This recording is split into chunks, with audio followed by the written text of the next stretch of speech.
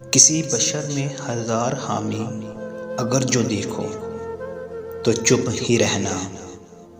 किसी बशर का जो राज पाओ या ऐब देखो तो चुप ही रहना।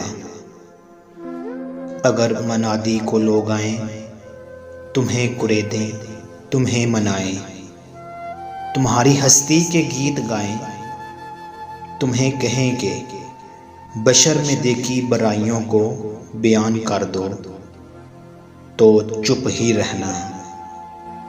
जवाज़ ये है, दलील ये है, ज़ईफ़ लम्हों की लग़ज़िशों को, हराम नाते की कुर्बतों को, हमारी सारी हमाकतों को, हमारी सारी हबासतों को वो जानता है, वो देखता है, मगर वो चुप है। अगर वो चुप है तो मेरी मानो वो कह रहा है कि चुप ही रहना। किसी बशर की हज़ार हामियों को अगर देखो तो चुप ही रहना।